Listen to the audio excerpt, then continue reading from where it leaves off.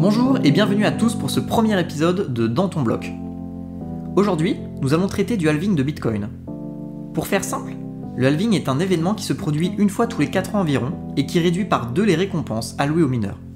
Aujourd'hui, un mineur gagne 12,5 Bitcoin en minant, et après le halving, cette récompense sera abaissée à 6,25. Nous verrons ensemble les impacts que cela peut avoir sur cet écosystème.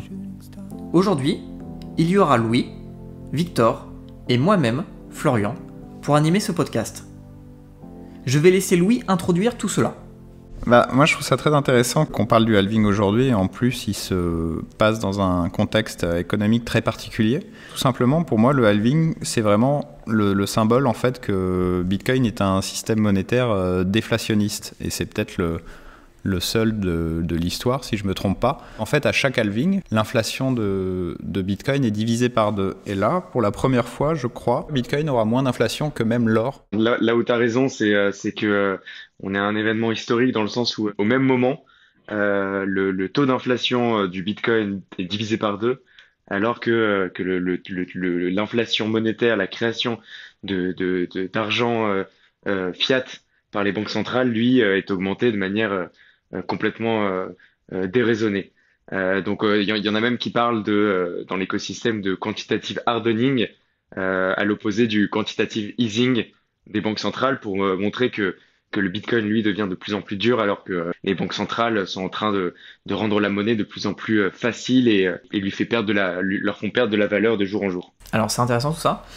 Est-ce qu'on pourrait décrire brièvement le halving, tout simplement uniquement le processus et pas forcément ses impacts, pour les gens qui ne connaissent pas forcément de quoi on parle? Quand est-ce que ça va se produire? Quel est ce phénomène-là? Est-ce qu'il n'y a que Bitcoin ou est-ce qu'il y a d'autres crypto-monnaies qui connaissent aussi ce phénomène de halving? Qui est-ce que ça concerne exactement? En fait, le halving, on ne sait pas exactement à l'heure près quand il va se dérouler, mais ça sera aux alentours du 10 ou 11 mai.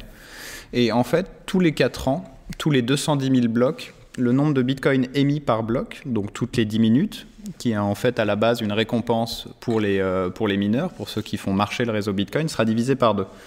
Au tout début, on était à 50 Bitcoin par bloc dans les premières années de Bitcoin, puis on est passé à 25, puis 12,5 en juillet 2016, et là on va passer à 6,25. Et en fait, cette récompense de blocs va directement aux mineurs qui entretiennent le réseau. On vient de dire une des conséquences favorables du halving, c'est que ça va diminuer l'inflation de Bitcoin.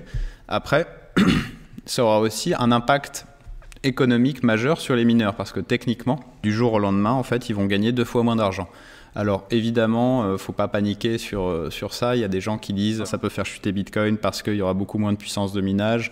Bitcoin va être moins protégé. Après, c'est un événement que les gens anticipent des mois, voire des années auparavant. C'est pas un truc qui arrive d'un coup, quoi.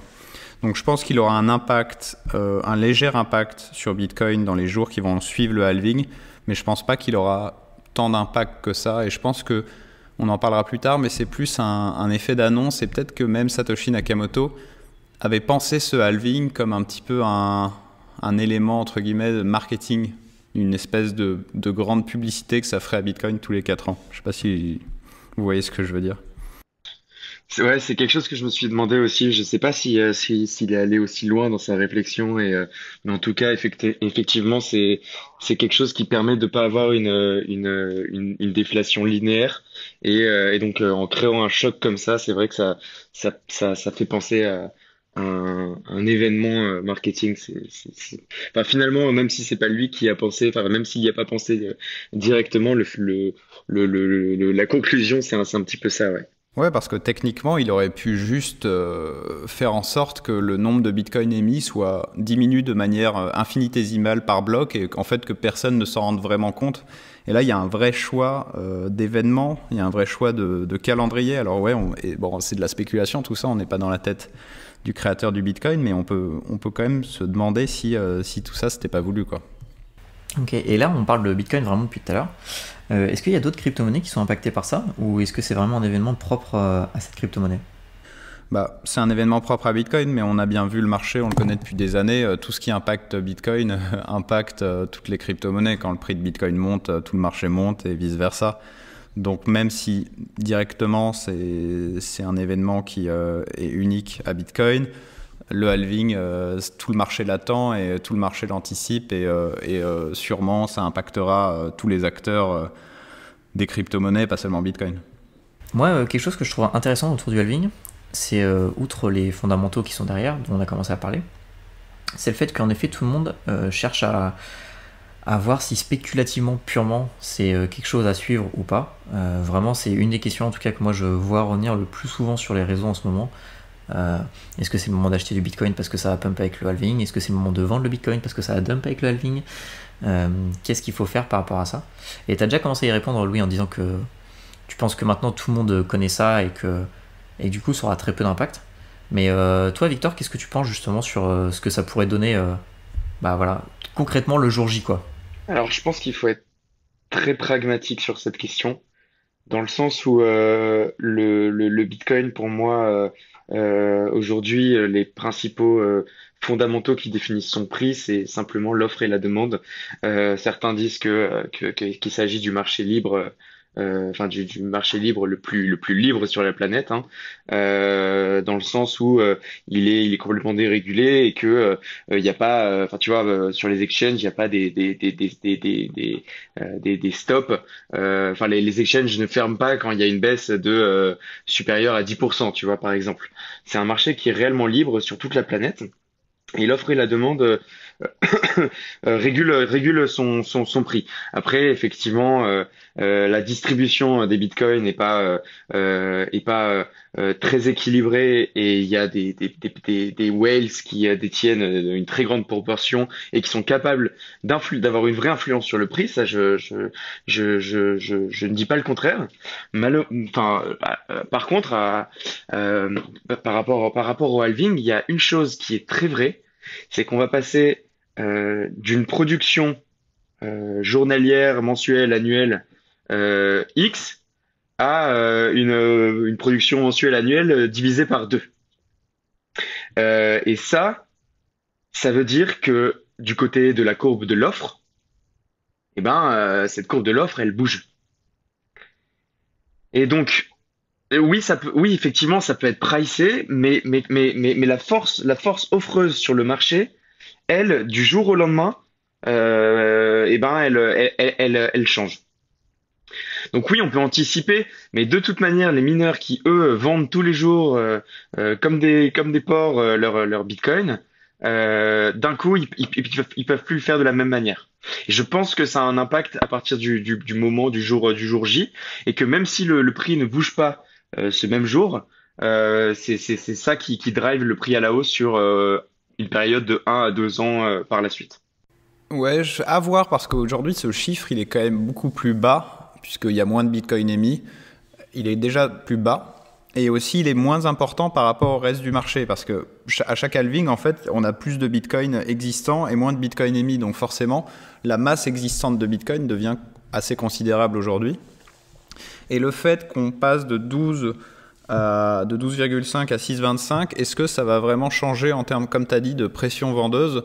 Je suis pas énormément sûr parce que ça représente en fait des sommes en dollars finalement qui sont quand même extrêmement faibles. Quand on voit les volumes aujourd'hui, Bitcoin est devenu entre guillemets un marché plus professionnel, plus important, où les volumes d'échange aujourd'hui, même s'il y a des volumes un peu faussés par du wash trading, sont quand même monstrueux en milliards. Est-ce que c'est quelques bitcoins émis par jour? On va passer de 1800 bitcoins à 900 bitcoins émis par jour. Est-ce que ça va vraiment est-ce que c'est pas un peu un mythe justement, cette pression vendeuse Si tu considères que tous les bitcoins émis sont enfin quasiment 100% des bitcoins nouvellement émis sont vendus directement par les mineurs, tu passes quand même de environ 13 millions, enfin une offre de 13 millions qui doit être compensée par une demande de 13 millions, hein. C'est comme ça que tu gardes un prix stable. Donc tu passes de 13 millions à 7,5 alors que la demande reste la même, tu vois.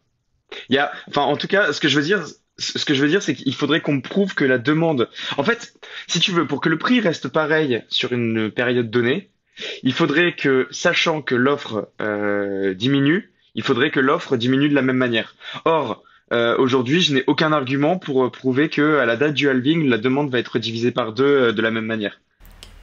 Maintenant, moi, ce qui m'intéresserait, c'est qu'on se positionne plus du point de vue du public, mais du point de vue de ceux qui font le réseau Bitcoin, notamment les mineurs. Parce qu'aujourd'hui, je suis mineur Bitcoin, donc je gagne mes Bitcoins tous les jours. Et suite au halving, du jour au lendemain, enfin d'un bloc à l'autre, toutes mes récompenses vont être divisées par 2. Est-ce que cela pourra avoir un impact sur les mineurs? Est-ce qu'il y a des mineurs qui vont devoir s'arrêter, qui vont faire faillite, ou au contraire, est-ce qu'il n'y a rien qui va changer? À votre avis, quel va être l'impact vraiment pour ces personnes-là qui minent au quotidien du Bitcoin? Je pense qu'il va avoir un impact, quoi qu'on en dise.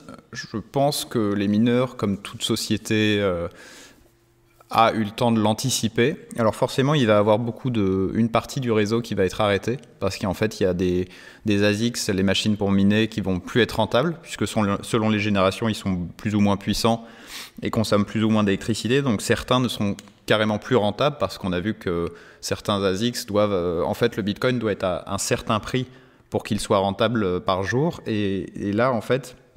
Ils vont avoir besoin que ce prix soit multiplié par 2 pour être toujours rentable, puisqu'il y aura 2 fois moins de Bitcoin émis. Donc, on va sûrement assister à une baisse de la puissance sur Bitcoin, une baisse du hash rate. Après, à mon avis, les mineurs ont eu le temps d'anticiper et de s'équiper avec des machines justement plus rentables et plus performantes, comme les nouveaux S19 ou des ASICs de la même gamme. Après, moi, le défaut, c'est pas vraiment cette baisse qui me fait peur, c'est plus est-ce que avec justement le fait que Bitcoin soit de plus en plus difficile à miner, on ne tend pas vers cette professionnalisation du minage et on ne tend pas vers un réseau en fait, de mineurs de plus en plus centralisé. Parce que plus le Bitcoin est dur à miner, finalement, plus c'est compliqué pour Jean-Michel qui veut le miner chez lui, et plus c'est simple, entre guillemets, aux très gros acteurs de s'organiser. Je suis complètement d'accord avec tout ce que tu viens de dire. Il y a aussi le fait que la difficulté va s'ajuster en fonction de la baisse du hash rate pour faire arriver de nouveaux entrants. Et c'est aussi là qu'arrivent du coup des acteurs, enfin de nouveaux acteurs, tu vois. Je pense oui que ça va finir par une professionnalisation du minage. Maintenant, je pense que centralisation, pas certain. Professionnalisation, avoir des meilleures machines, des usines, enfin des usines à gaz autour du minage, ça m'étonnerait pas, effectivement, dans les années à venir. Et ça me paraît pas un problème. Et je pense pas que ça centralisera, parce que je pense que beaucoup d'acteurs vont se dire se rendre compte que c'est une opportunité, tu vois. Je voulais qu'on se projette un peu dans le futur, et notamment année 2140. C'est à peu près la date approximative où on aurait le dernier halving et où on commencerait à ne plus avoir de récompense pour miner un bloc. On arriverait justement à ne plus aucune génération de Bitcoin, où le dernier Bitcoin serait miné.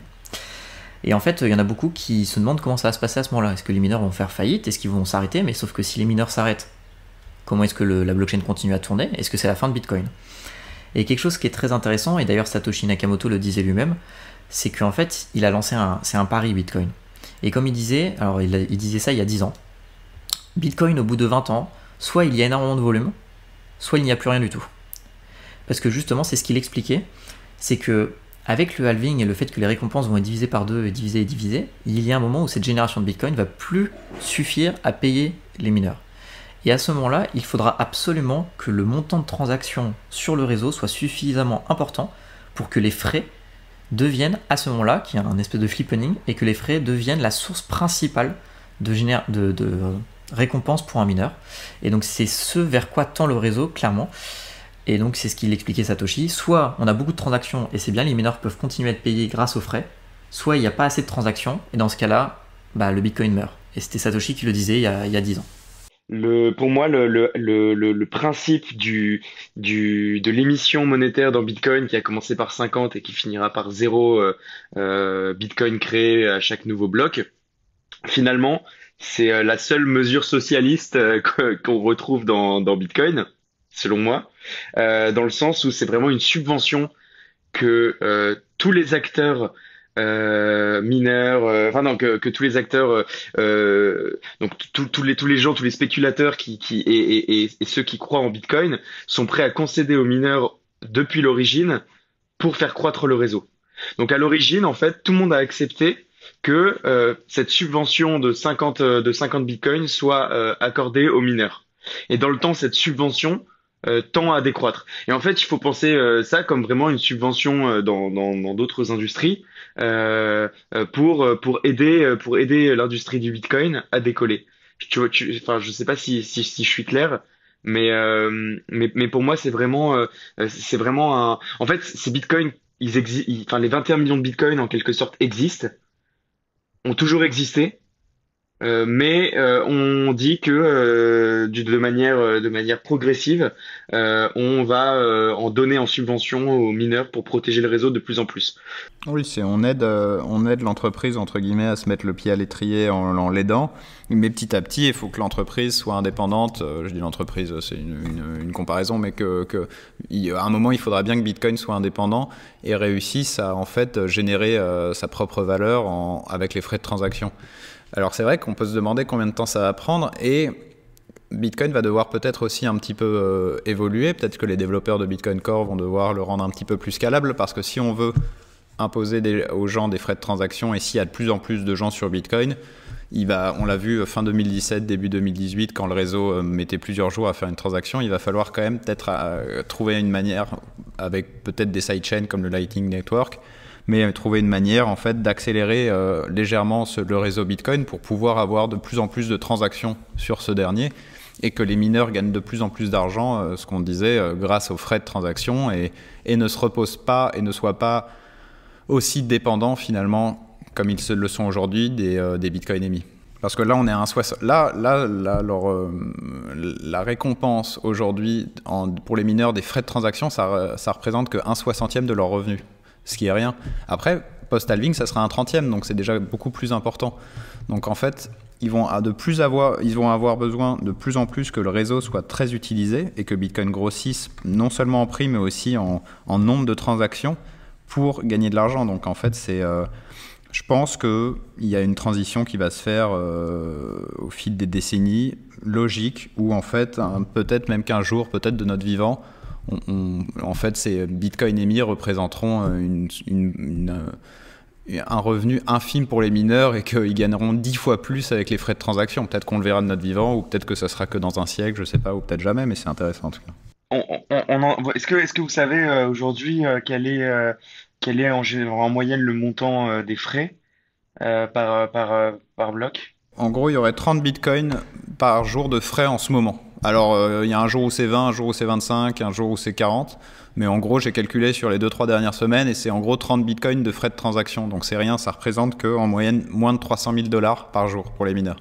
D'accord. Et on disait tout à l'heure 1800 bitcoins en création, quoi. Tu as aujourd'hui 1800, donc ça représente environ 16 millions. Demain 900, donc ça représentera plus qu'au prix actuel, au prix de 9 000 $, ça représente que 8 millions.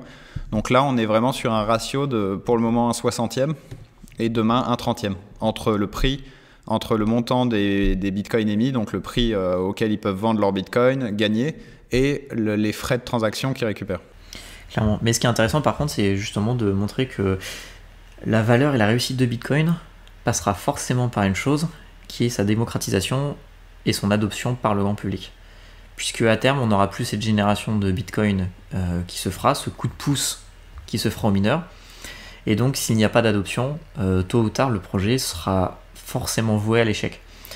Et donc, c'est vraiment un truc important, c'est que Bitcoin ne peut pas s'imposer, ne peut pas être un projet qui va vivre longtemps si jamais personne ne le veut. C'est où les gens le veulent et lui donnant de la valeur et fera que ce projet sera viable sur le long terme, ou il mourra de lui-même du fait qu'il n'y ait pas assez de gens qui l'adoptent. Oui, parce que soit le Bitcoin fait x10 en prix, soit il y a 10 fois plus d'utilisateurs sur le réseau, ce qui est à peu près en fait la même chose, mais si les mineurs ne trouvent pas une autre source de revenus bientôt, c'est clair, ils seront clairement plus viables en fait.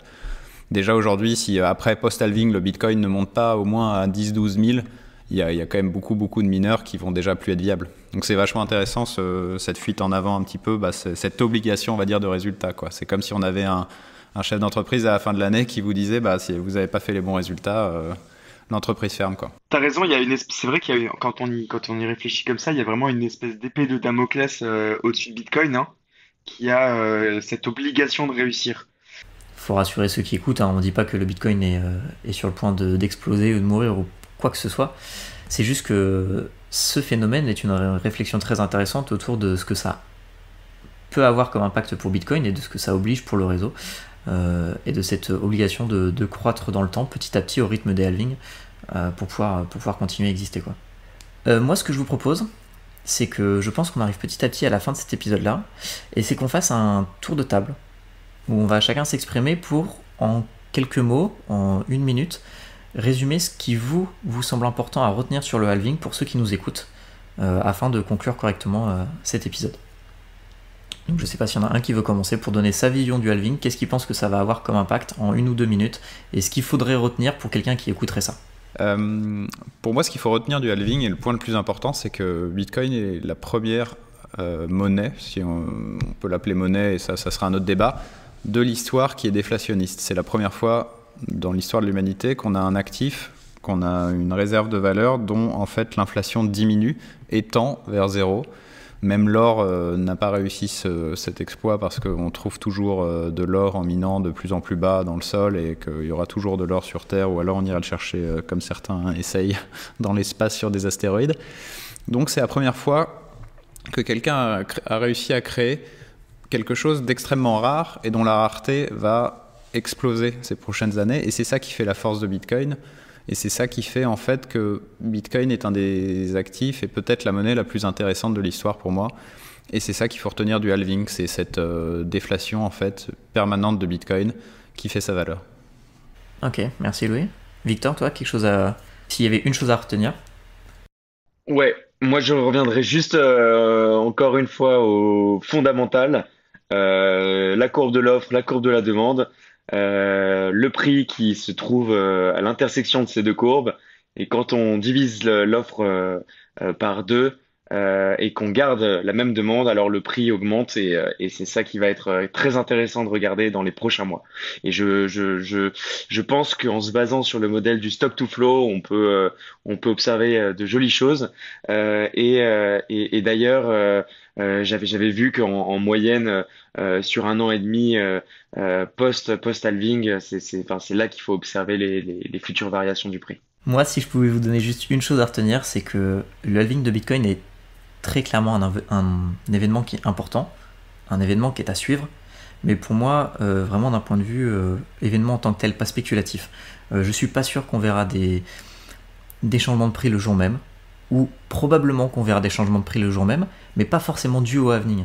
C'est-à-dire que de toute manière, Bitcoin bouge tous les jours en termes de prix, et on va toujours chercher à raccrocher un événement, et donc là le halving est l'excuse toute trouvée pour tout ce qui va se passer sur Bitcoin durant les 1 mois qui vont venir. Mais pour moi vraiment c'est pas la chose importante. Ne vous attardez pas trop sur les impacts court terme de cet événement. Par contre, intéressez-vous à cet événement sur le long terme, parce que comprendre le halving, c'est comprendre pourquoi le Bitcoin est vraiment unique et le premier actif, monnaie, ce que vous voulez, à connaître cela dans l'histoire, et c'est vraiment ça qui est intéressant pour ce qui va venir. Eh bien, merci de nous avoir écoutés jusqu'au bout. Cela clôt le premier épisode de Dans ton bloc. Nous espérons vraiment que ce premier épisode vous a plu. N'hésitez pas à faire des nombreux retours, que ce soit directement sur l'épisode, sur la plateforme où vous l'écoutez, que ce soit sur le site ou que ce soit sur notre compte Twitter, Dans ton bloc. L'objectif, c'est de construire ce podcast avec vous, qu'il vous ressemble, que vous preniez du plaisir à l'écouter, à le retrouver régulièrement. Donc il ne faut absolument pas hésiter à interagir avec nous, nous sommes vraiment à l'écoute de tout. Et puis je vous dis à la prochaine.